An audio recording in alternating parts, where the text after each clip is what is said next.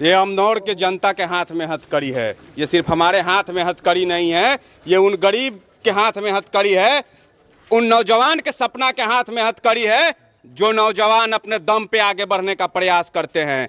यदि ये हथकड़ी हमको नहीं लगाया होता लोग, तो सत्ता में बैठे जो मंत्री हैं, आज खुल के नाम लेना चाहते हैं, मंटू पटेल जो हैं, उनका सिंहासन डगमगा रहा था।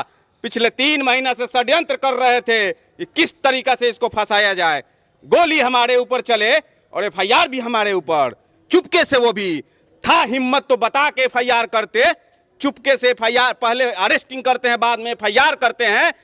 और बिहार पुलिस के गंदा रवैया को देखिए, हमारे चरित्र को दागदार करने के लिए सोशल मीडिया प्लेटफॉर्म से ये डाल रही है कि ये व्यक्ति अपराधी प्रवृत्ति के हैं। हम अमनौर के जनता पे ये छोड़ देते हैं कि क्या ये आपका लड़का अपराधी है या गरीब गुरबा का आवाज है। यदि आप लोग चाहते हैं कि आपका लड़का ये अपराधी है तो हमको अवश्य ही इग्नोर कर दीजिए। यदि आपको लगता है कि ये लड़का, आपके घर का लड़का, आपके लिए आवाज़ उठाया है, अमनौर के बच्चों के लिए आवाज़ उठाया है, अमनौर के भविष्य के लिए आवाज़ उठाया है, अमनौर के दलित समाज के लिए आवाज़ उठाया है, तो अवश्य है निर्णय का घड़ी आ गया है। अब आर पार की लड़ाई होनी चाहिए, निर्णय होना चाहिए। चुनाव से ठीक पहले इस प्रकार का आरोप लगाकर फंसा दिया गया, आपको जेल भेजने का तैयारी किया जा रहा है। आगे चुनाव से ठीक पहले क्यों आरोप इतना पहले लगा था? अगर तो हैदराबाद में जब दलित जल के मर जाता है तो यही अपराधी जाके वहाँ से उनका बॉडी तक ले आता है और उनको न्याय दिलवाता है।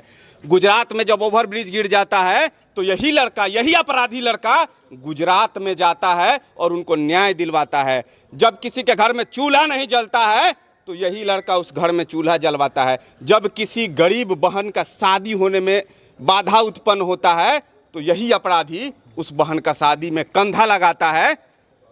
तो साजिश के तहत रोकने वालों, जवाब आपको देना होगा। जब आप क्षेत्र में जाएंगे, हम अमनौर के तमाम जनता से आग्रह कर रहे हैं कि जब क्षेत्र में वोट मांगने लोग आ रहा है तो आप जरूर पूछिए हमको। यदि अपराधी भी मानते हैं तो उनसे ये प्रश्न पूछिए कि उसका अपराध क्या है। भैया, आप किसी को आर्म्स एक्ट, दारू, हमारे ऊपर दारू का केस हुआ है, आर्म्स एक्ट का केस हुआ है। आप बताइए साला, हमारे खानदान में कभी कोई दारू नहीं पिया हो और आप दारू का एफआईआर करते हैं हमारे ऊपर, उसी गलत प्रस्तुतिकरण के आधार पर। मैं ये अमनौर के अपने गार्जियन से आह्वान करता हूँ, मैं खास करके लड़ने वाला जाति, मैं जातिवादी नहीं हूँ, मैं किसी जाति का समर्थक नहीं हूँ, मैं हर जाति में अपना विश्वास रखता हूँ, हर जाति के लोग हमारा समर्थक है। लेकिन खास करके हम क्षत्रिय समाज से ये आह्वान करना चाहते हैं कि आप तो लड़ने वाले हैं, आपके हाथ में चूड़ी क्यों पहन लिए हैं, आप लोग क्यों चुप हैं, आप लोग क्यों मौन हैं? यदि आप लोग मौन हो गए ना आज, तो अमनौर में कोई गरीब का लड़का राजनीति नहीं करेगा। यदि कोई राजनीति करने आएगा अमनौर में गरीब का लड़का, तो उसको उदाहरण दिया जाएगा कि देखो उज्ज्वलवा आया था बड़ा दमखम से, उसको भी उठा के जेल में ढकेल दिया गया।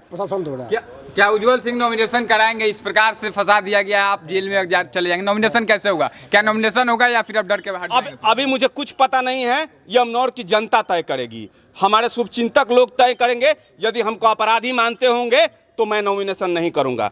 यदि उन लोगों को हमारे ऊपर भरोसा होगा, हमारे अंदर आस्था होगा, तो मैं अवश्य जनता के निर्णय के साथ जाऊंगा। क्या उम्मीद था आपको कि इस प्रकार से आपको चुनाव से पहले कर दिया जाएगा? क्या उम्मीद था कि इस प्रकार से चुनाव से ठीक पहले, नॉमिनेशन करने से ठीक पहले इस प्रकार का काम हो जाएगा? नहीं, इस प्रकार से हमको गुप्त सूचनाएं मिल रही थी कि आपके घर में गांजा, दारू, शराब रख के छापामारी भी हो सकता है। ये उम्मीद नहीं था कि इस प्रकार का एफआईआर करके पहले अरेस्ट किया जाता है, बाद में एफआईआर किया जाता है।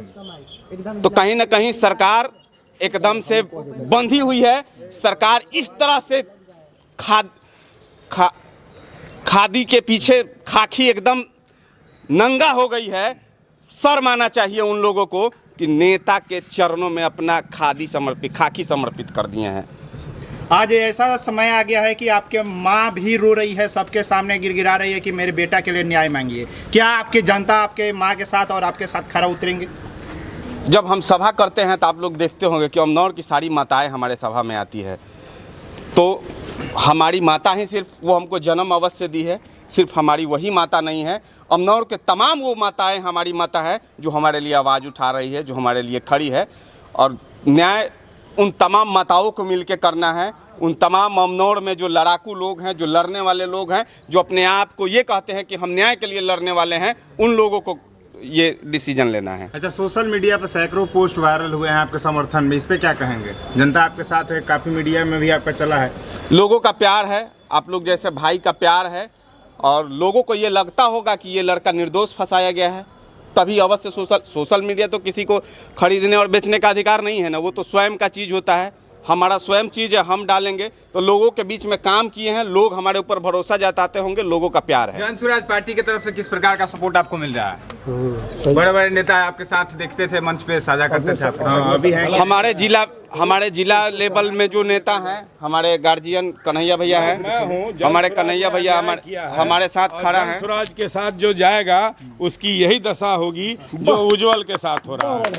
जन स्वराज के कार्यकर्ता जो कार्यकर्ता जो उनके साथ थे, इनका तो सबसे पहले चलिए, आज उज्जवल अमनौर में जीत गया है, इसे साजिश के तहत फंसाया गया है, और कोई नहीं फंसाया है। नहीं, आप नहीं बोलेंगे, मंत्री फंसाया है, और उज्जवल कोई पता नहीं होना चाहिए। आप लोग जाते वक्त मैंने बोला, आप लोग फिल्म देखते हैं, फिल्म में जो होता है कि हीरो को बंद कर दो और विलेन जो आता है, खलनायक जो होता है, वो राज करता है। वो स्थिति अमनौर में पैदा हुई है, और अमनौर में यदि कोई डर रहा है, वहाँ का मंत्री और अन्य लोग डर रहे हैं, तो उज्जवल से डर रहे हैं। उज्जवल की जीत निश्चित है, उज्जवल जेल में रहेगा, उसकी पत्नी चुनाव लड़ेगी, उसके बच्चे, छोटे छोटे बच्चे जा कर के न्याय मांगेंगे जनता के बीच में। उज्जवल का नॉमिनेशन किसी तरह नहीं हुआ, ये साजिश है कि आज कोर्ट बंद है, कल कोर्ट बंद है, परसों बेल फाइल होगा, तरसों इसे डायरी मांगा जाएगा, डायरी रोक दिया जाएगा,